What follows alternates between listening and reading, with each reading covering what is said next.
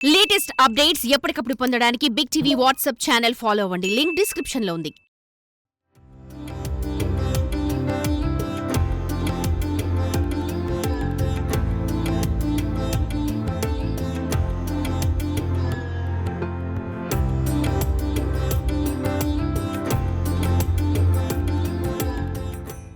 సమస్త లోకాలను పాలించే చల్లని తల్లి, భక్తుల కోర్కెలను అనుగ్రహించే కల్పవల్లి, అనంత ప్రాణకోటిని రక్షించే దయాస్వరూపిణి, గంగమ్మ జాతర వేడుకలతో జంగమయ క్షేత్రమైన శ్రీకాళహస్తి పొలకించిపోయింది.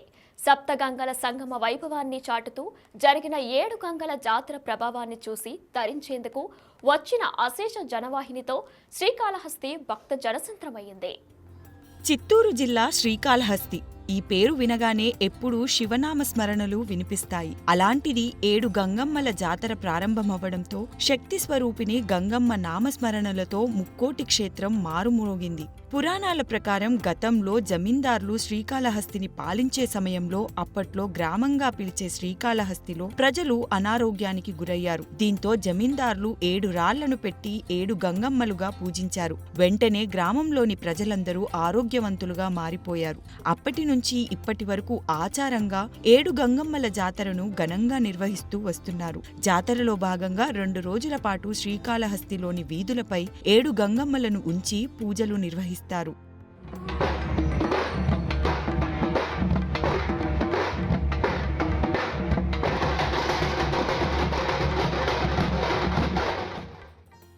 మంగళవారం అర్ధరాత్రి నుంచి బుధవారం తెల్లవారుజామున గంగమ్మ ఆలయంలో గంగమ్మ మూల విరాట్కు విశేష అభిషేక పూజలు శాస్త్రోక్తంగా నిర్వహించారు. అభిషేక సేవ అనంతరం అమ్మవారి ఎదుట మహాకుంభం వేసి మహా నైవేద్య సమర్పణ కార్యక్రమాన్ని సాంప్రదాయ పద్ధతిలో ఆలయ అర్చకులు రజకులు నిర్వహించారు.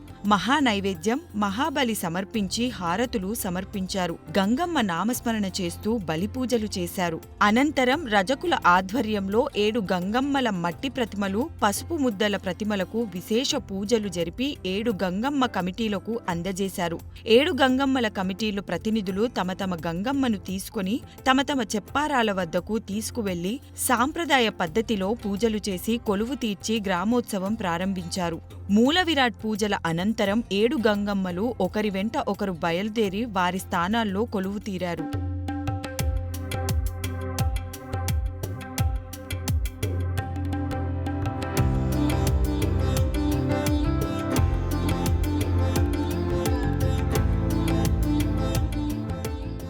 ఏడు గంగమ్మ కమిటీలు అత్యంత ఆధునిక టెక్నాలజీతో చెప్పారాల్లో అమ్మవారి దివ్య మంగళ స్వరూపాలను ఆకర్షణీయంగా తీర్చిదిద్దారు. పొన్నాలమ్మ, అంకాలమ్మ, భువనేశ్వరి దేవి వరకు అబ్బురపరిచే అలంకారాలు భక్తులను విశేషంగా ఆకర్షించాయి. తెల్లవారుజామున పెద్ద ఎత్తున భక్తులు అమ్మవారిని దర్శించడానికి తరలివచ్చి కర్పూర నీరాజనాలు పలుకుతూ కొబ్బరికాయలు కొట్టి సాంప్రదాయ పద్ధతిలో మొక్కులు చెల్లించారు. కొందరు జంతుబలులు ఇచ్చి అమ్మవారి మొక్కులు తీర్చుకున్నారు. పోలీసులు అత్యంత కట్టుదిట్టమైన చర్యలతో బందోబస్తు నిర్వహించారు. అమ్మవార్లు గంగమ్మ ఆలయం నుంచి మూలస్థానాలకు అత్యంత వేడుకగా బయలుదేరి వెళ్లారు. బుధవారం ఉదయం నుంచి సాయంత్రం వరకు మూలస్థానాల్లో అమ్మవార్లు కొలువు తీరి భక్తులకు కరుణ కటాక్షాలు అందజేశారు.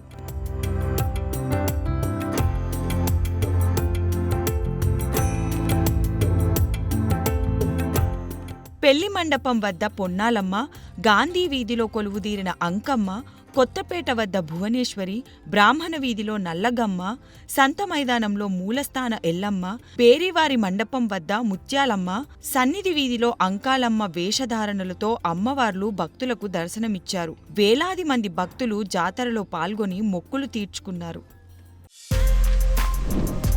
For more videos like this, subscribe Big TV channel.